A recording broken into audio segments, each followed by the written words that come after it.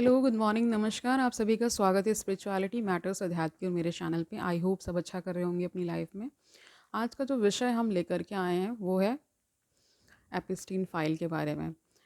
बहुत ही चर्चित विषय है और जब हम इस विषय को जान रहे हैं तो ह्यूमैनिटी कहीं ना कहीं समाप्त होती हुई दिख रही है या समाप्त हो गई। जो जिस जगह ये सारे ऐसे कार्य होते हैं वहाँ तो ह्यूमैनिटी का कोई नामो निशान होता नहीं है।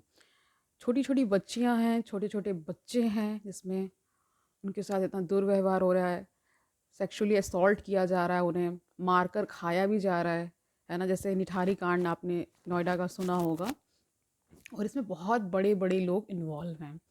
अगर ये बड़ी बड़ी जो शख्सियत हैं इनका इस तरह का चिट्ठा सामने आता है तो अभी पता नहीं कितना शर्मसार करने वाली चीज़ें सामने आएंगी। मतलब इससे भी विभत्स कुछ हो ही सकता है। जब जब भी मैं ये सोचती हूँ कि इससे विभत्स कुछ नहीं हो सकता, कुछ नया आ जाता है सामने ही। और हम सब खुद से पूछें कि क्या हम एज अ सोसाइटी फेल कर रहे हैं? फेल तो हो ही रहे हैं, हर लेवल पर फेल हो रहे हैं। चाहे जितनी आप टेक्नोलॉजी में एडवांसमेंट कर लीजिए, चाहे आप जितना साइंटिफिक मतलब साइंटिफिक एडवांसमेंट कर लीजिए, बहुत ज़्यादा आप रोबोट वगैरह बना लीजिए, है ना। लेकिन अगर इस इस पूरी प्रकृति को जो चलाने वाले ह्यूमंस हैं, अगर वही इतने करप्ट, इतने दूषित, इतने मानसिक रूप से बीमार हो जाएंगे तो क्या ही होगा इस संसार का।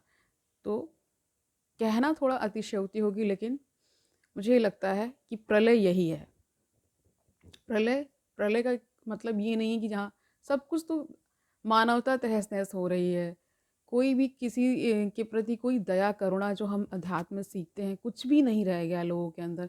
बच्चों को शिकार बनाया जा रहा है। क्यों बच्चों को शिकार बनाया? क्योंकि वो बड़े मासूम होते हैं, वो इतना कुछ जानते नहीं रहते हैं। उनके जीवन में क्या ही 12-13 साल उम्र क्या ही होती है, उनके जीवन में क्या ऐसा आप समझ पाएंगे, क्या ऐसा घटा होगा कि वो कोई एक्सपीरियंस, है ना, कुछ बड़ा एक्सपीरियंस या उनकी कोई सोच विकसित हो पाए।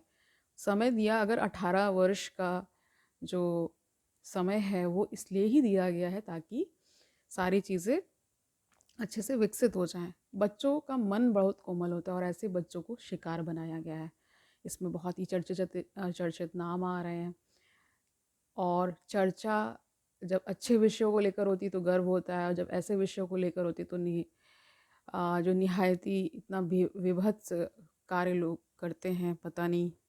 मुझे नहीं लगता कि ऐसे लोग, मतलब इससे पहले तो नहीं पता था ना कि ऐसे लोग भी एग्जिस्ट करते होंगे, जो एक मुखौटा पहनकर हमेशा रखते हैं। और आपको जब ये पता चलता है तो आपका आत्मविश्वास, आपका ट्रस्ट, है ना, कॉन्फिडेंस तो जाता ही जाता है, आपका ट्रस्ट भी इसमें जाता है।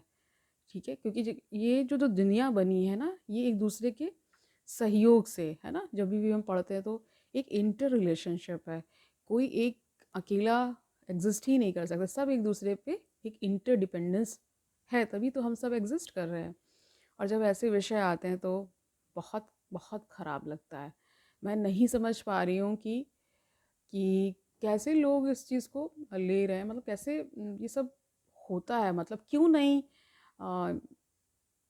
कुछ इनके लिए, मतलब बच्चों के लिए।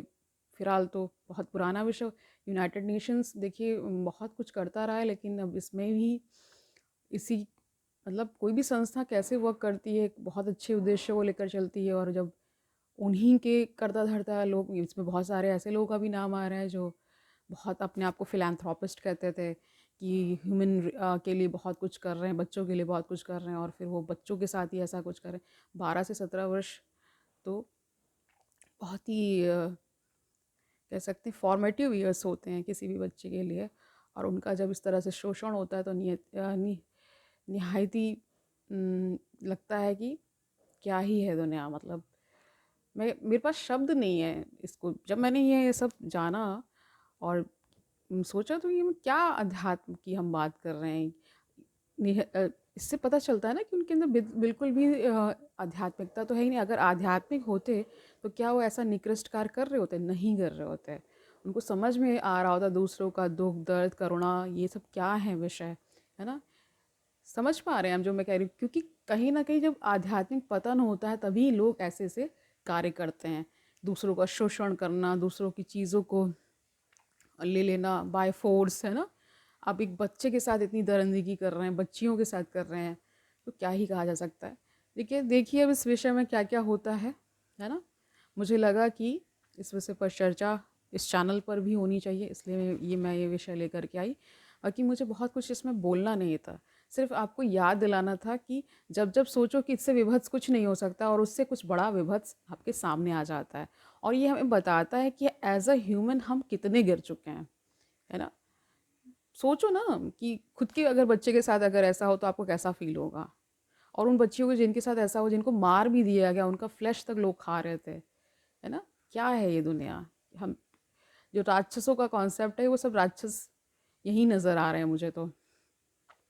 नर पिशाच जो कहते हैं ना, ह्यूमन फ्लेश को खाते हैं, छोटे-छोटे बच्चों के ऑर्गन्स को खा रहे हैं। क्या है दुनिया? भगवान ही जाने। ठीक है, फिर इतना ही मुझे कहना था। आज का विषय बहुत ही झकझोर देने वाला रहा है। बहुत चर्चा में है इस समय एपिस्टीन फाइल में क्या-क्या चीज़ें आ रही हैं, ऐसे-ऐसे वीडियोज़ सामने आ रहे हैं, फ़ोटोग्राफ्स हैं, पिक्स हैं, है ना? उसमें भी बहुत मतलब काफ़ी चीज़ें तो उसमें डार्क कर दी गई हैं, मतलब उसको छुपाने के लिए आइडेंटिटी बहुत सारी है। लेकिन इसमें देखिए बहुत बड़े-बड़े नेताओं, विभिन्न देशों के, है ना? जो भी लोग इन सब चीज़ों में रहे हैं, मतलब ऐसा क्राइम करने में रहे हैं और कितने सालों से देखिए वो फ्री घूम रहे हैं।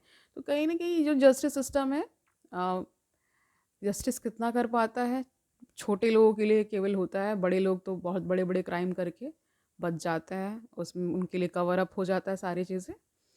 लेकिन एक मैं मानती हूँ कि एक ऊपर का भी न्याय है, ऊपर का यानी कि जो हमें इस लोक में नहीं दिखता है। वो किस तरह से आपको देगा दंड वो नहीं पता होता है, लेकिन मैं इस पे बिलीव करती हूँ कि दंड मिलता ज़रूर है अंततः। वो किस फॉर्म में मिलेगा ये नहीं पता है, हम में से किसी को नहीं पता, लेकिन मिलता ज़रूर है। आध्यात्मिक व्यक्ति ये मानता है कि जो भी बुरा करता है उसको कभी ना कभी, हो सकता है इस जीवन में ना मिले, लेकिन कभी ना कभी ज़रूर मिलता है, ठीक है? तो इसीलिए स्पिरिचुअल ज्ञान हमें ये सिखाता है कि हमें सही रास्ते पर चलना है, करुणा, है ना? धैर्य, ये सारे जैसे गुण हैं, इनको हमें ग्रहण करना है, इनके साथ हमें जीना है, इनके साथ हमें अपना जीवन आगे बढ़ाना है। तो आज के लिए इतना ही रखते हैं, कल मिलते हैं, तब तक आनंद से रहिए, अपना बहुत सारा ख्याल रखिए और अपने आसपास लोगों को भी देखते रहिए, घटनाओं को समझते रहिए कि क्या-क्या इसी दुनिया में हो रहा है।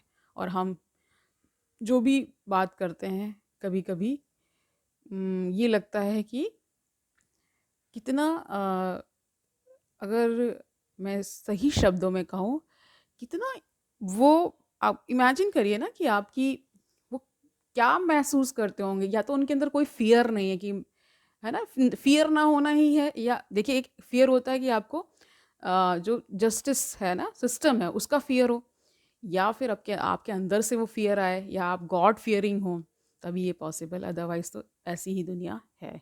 ये सच्चाई है। कल मिलते हैं, तब तक के लिए हरि ओम तत्सत।